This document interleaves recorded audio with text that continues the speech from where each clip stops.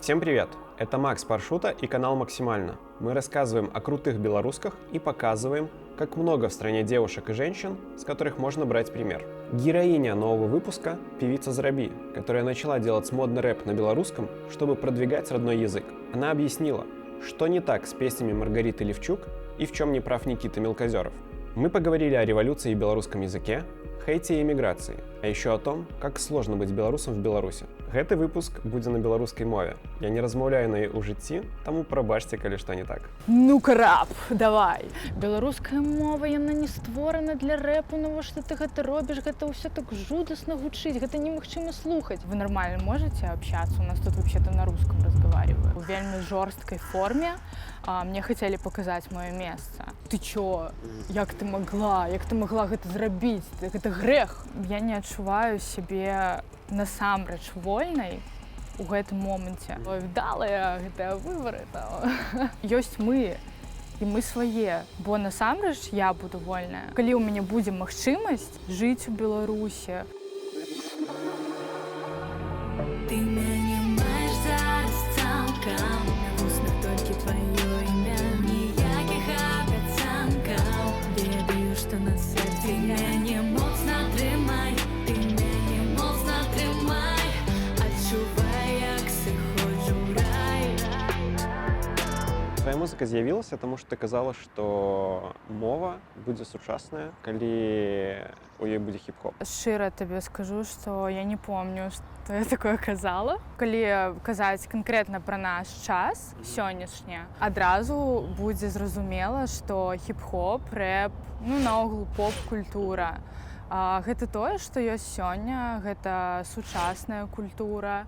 І я думаю, што наша беларуская мова, яна таксама не можа быць асобна ад гэтага. Калі браць наш сённяшні рынак музычны, ён у нас амаль аднолькавы, агульны з Расіяй. І калі глядзець на выканаўцаў, якія зараз самыя топавыя, гэта менавіта выканаўцы, якія звязаныя з рэпам, з хіп-хопам ці, як мінімум, з попам. Яшчэ ты казала, што пачала спяваць, таму што нечага было слухаць на беларускай мове. Ці змянілася нешта? Я музыкант. З дзяцінства я займаюся музыкай, і я абажаю музыку, розную музыку. Калі казаць пра беларускую музыку, калі я толькі пачынала размаўляць на беларускай мове, мне, канешне, вельмі хацелася неяк дакрануцца да культуры менавіта. То бок мне хацелася, каб кантэнт, які я ўспрымаю, каб ён быў максімальна беларускамоўным. Як ты можаш вывучыць мову, калі яна, ведаеш, быццам засталася дзесьці там у 20-м стагоддзі, а я ўжо тут. Па тыпу, быццам ты заўсёды, каб дакрануцца, табе заўсёды трэба трапіць у мінулае. Якія беларускамоўныя папулярныя выканаўцы, Лявон Вольскі, Нізкіс. Але гэта ўсё больш напрамак такі рок. Таксама магу заходзіць часам у гэтую машыну часу, якая можа дапамагчы мне апынуцца ў тых думках эмацыйных. Але вось шчырага жадання паслухаць нашу беларускамоўную рок-музыку у мяне не было. У мяне няма музычнага стылю, я спрабую заўсёды штосьці новае, мне гэта вельмі цікава. Напрыклад, трэк «Босс» гэта быў такі канкрэтны для мяне эксперымент. Жанчына Мара, жанчына босс, сёння попыт зноў на мяне ўзрос. Жанчына Мара, жанчына босс, мірыся, ты не адолееш гэты крос. Я не магу сказаць, што я наогул бачу сябе такой, ведаеш, рэп-спявачкай, такая, такога, я не магу сказаць, што гэта дакладна пра мяне. Я вельмі люблю гэтую культуру, я вельмі люблю сучасных рэпераў, яны вельмі класныя, весёлыя. Гэта такі, ведаеш, такі вельмі пазітыўны вайб. Вось калі жанчына амерыканская чытае свой рэп, возьмем Карди Би, Нікі Мінаш, Меган. Глядзіш, слухаеш, і ты разумееш, яна супер упэўненая, яна настолькі 100 мільёнаў адсоткаў упэўненая. І ёй не трэба там казаць нейкія рэчы по тыпу «Ён зрабіў мне больна, пашкадуйце мяне ўсе, калі ласка». Там, вось я такое проста не люблю, і гэта мой таксама вайб. Падаецца, што твой вобраз, музыка і твой вобраз там у інстаграме, у соцсетках даволі агрэсіўны.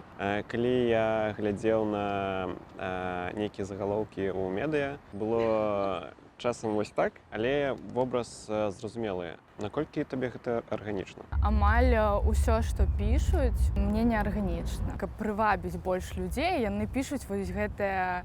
Жылцізна. Ну, такія, ну, на расейскай так. Бывае, гэта ўплывае на мяне больш нават негатыўна, бо я не разумею, ну, навошта выстаўляць мяне ў такім свеце, навошта так казаць. Журналіст, рэдактар, яны ж разумеюць вельмі добра, што тое, пра што яны пішуць, гэта, ну, як бы лухта, што яны гэта прыдумалі самі. Але я жывы чалавек таксама. Вось гэтыя першыя загалоўкі, яны для мяне былі вельмі дзіўнымі, але вызывалі тады ўсмешку. Праходзіць там месяц, паўгады, туды-сюды, і ты ўжо проста, ну, ты ўжо стаміўся ад гэтага.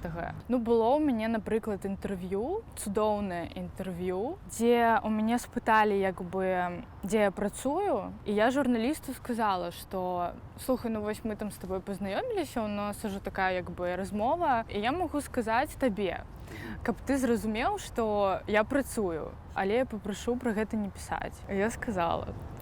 І потым я адкрываю гэты артыкул, і там просто загаловак. Хостэс мінскага казіно патраціла столькі-то грошаў. Як ты думаеш, калі я адчыняю гэты артыкул, што я адчуваю ўнутры?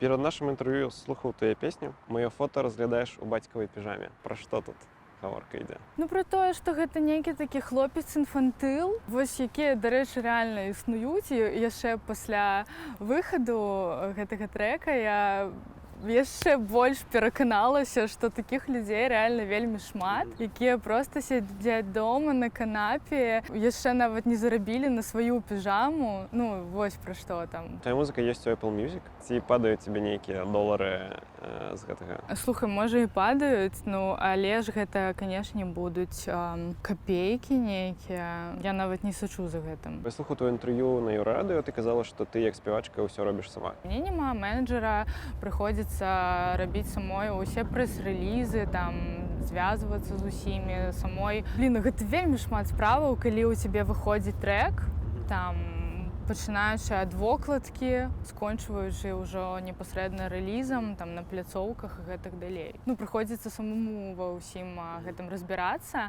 Ну, гэта цікава, канешне, але і складана таксама. Гадзіну за гадзінай ты сядзіш у інстаграме, мае фота разглядаеш бацькавай піжаме. У інтэрв'ю ты казала, што ніколі не сустракалася з гендерным прыгнётам.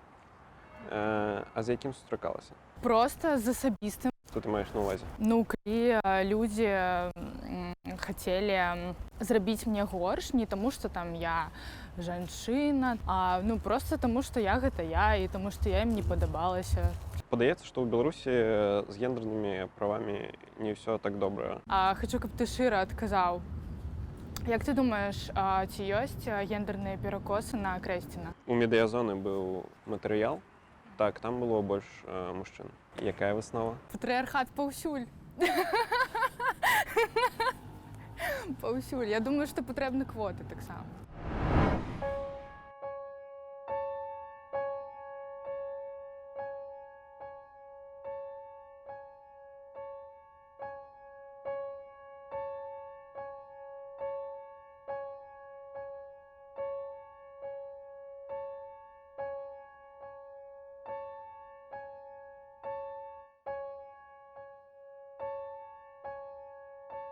Што не так з ідэямі сучаснага фемінізму? Ну, я не адчуваю сябе ахвярай ніколі. Мабыць, калі і адчуваю, мне не патрэбна дапамога, я не ведаю, прэзідэнта, супольнасці нейкай, там іншых жанчын, яшчэ кагосьці, нейкія квоты. Я думаю, што мы насамрэч у гэтым свеце ўсе роўныя, і любая жанчына, яна можа рэальна дасягнуць усяго, што яна хоча. Я думаю, што кожны, хто дзесьці знаходзіцца, ён на сваім месцы знаходзіцца, і не таму, што ён мужчына. І табе самому не здаецца, што ты вельмі абясцэньваеш зараз дасягненні іншых мужчын. Зараз мы знаходзімся ў Польшчы, тут нельга зрабіць аборт. Гэта такое пытанне, ведаеш, і пра яго можна проста гадзінамі разважаць. Адзінае, што я думаю, канешне, як на заканадаўчым узроўні рэгулявання такіх пытанняў у сённяшнім сучасным сённяшнім свеце павінна ніяк не быць звязаным з царквой ці нейкімі рэлігійнымі думкамі іншых людзей.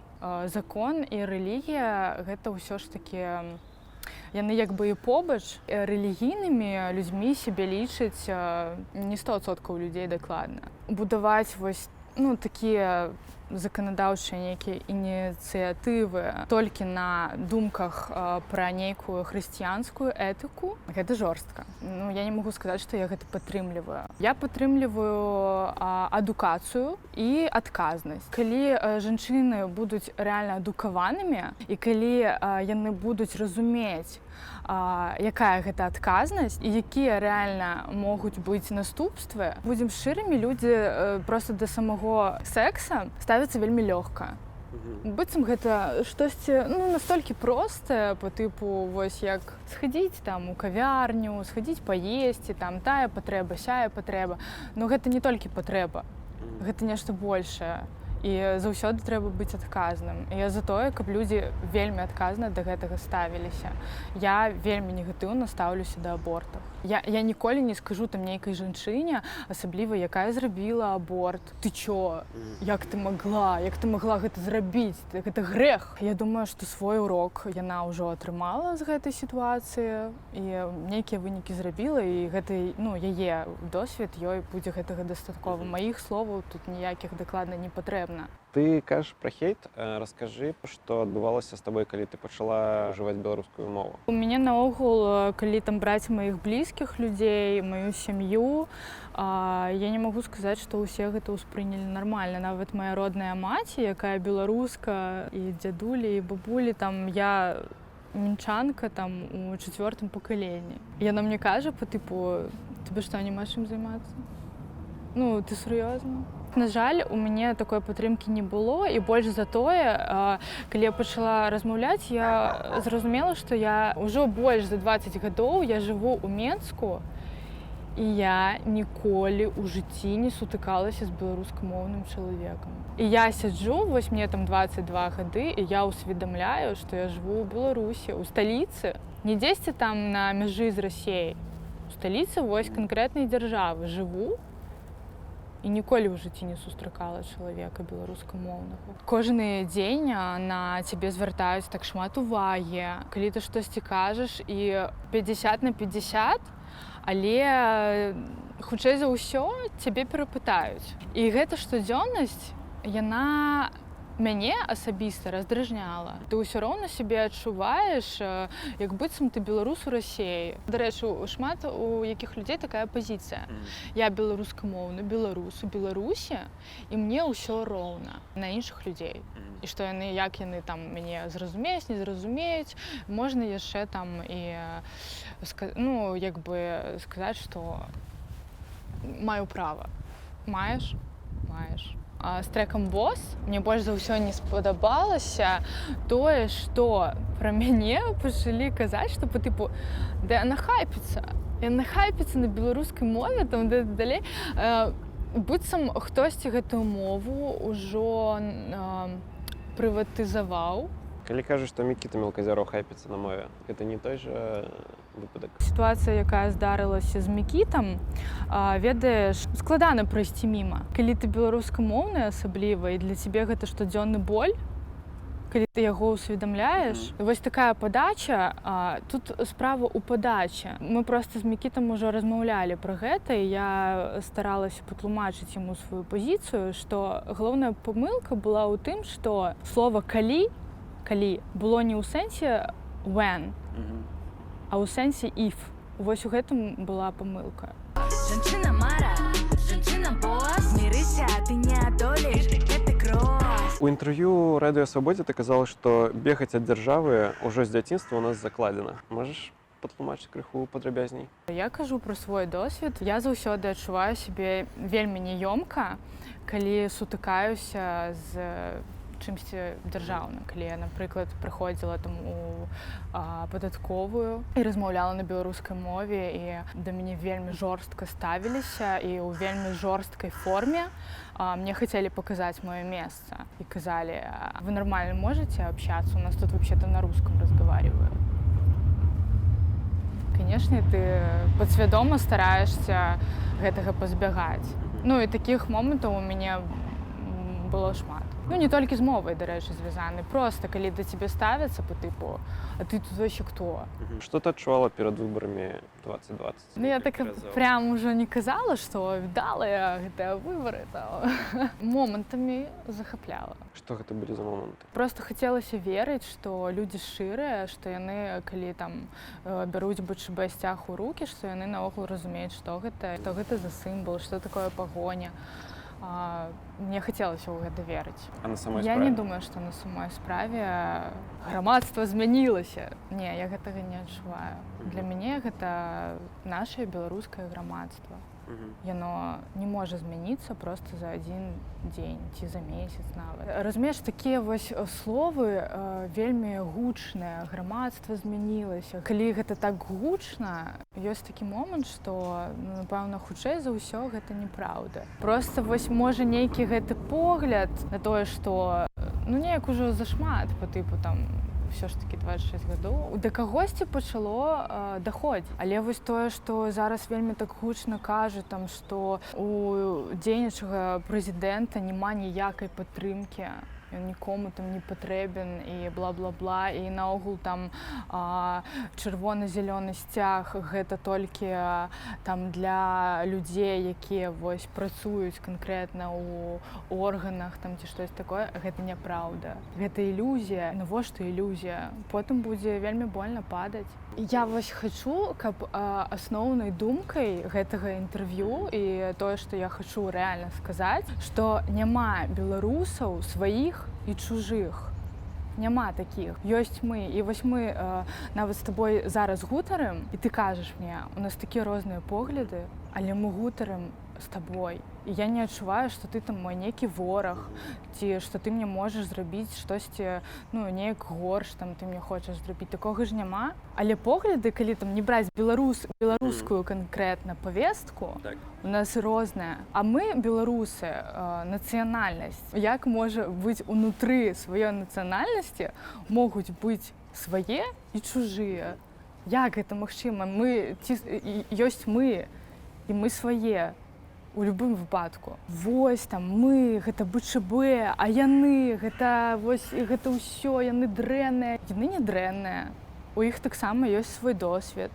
Яны таксама абралі свой шлях. Напэўна, калі яны глядзяць на тое, што адбываецца, я не думаю, што вельмі шмат у каго ёсць вялікае жаданне далучацца. Калі яны бачаць, як заўсёды проста гэты такі прыгнёт, вось ён прыгнёт. Мне реально страшна, калі вось бывае, я там магу прыйсці ў нейкія каментары, штосьці прачытаць, як людзі выказваюць свае думкі, колькі там проста нянавісці, колькі там жорсткасці. Гэта страшна. Я лічу, што мы ўсе павінны ўзяць сваю адказнасць. Мы ўсе павінны пераасэнсаваць свой гістарычны досвед. Калі мы гэтага не зробім і будзем проста бясконца там ганьбіць адзін аднаго ў каментарах, у гэтым рэальна няма канструктыву. Мяне так зачапіла крыху адна сітуацыя. У мяне ёсць падпісант, як бы я яго заўважыла так выпадкова, калі зайшла ў сторыс, і ўбачыла, хто праглядзеў, на аватары, там нейкі чалавек стаіць, за ім, сцяг наш дзяржаўны, афіцыйны. Ведаеш, у мяне такія думкі, так цікава, ён на мяне падпісаны, што там, трэба паглядзець. І я заходжу, і там малады чалавек, і я адкрываю яго допіс, ён цытуе Караткевіча. Я не ведаю, што ў яго ў галаве, не ведаю.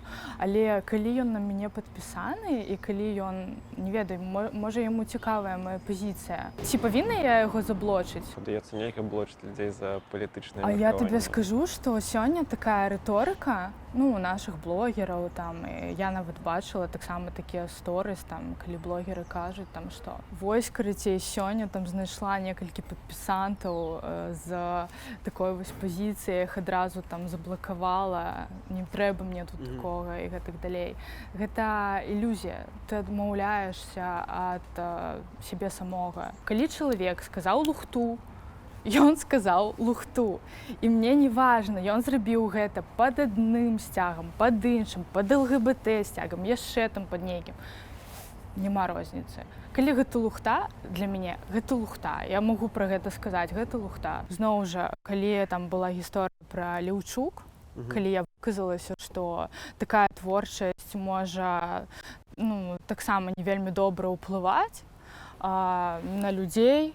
Мерзотник, мерзотник, ну выйди на субботник, почувствуй, как приятно работать просто так. Мне не важна, якая яна асоба, які яна чалавек.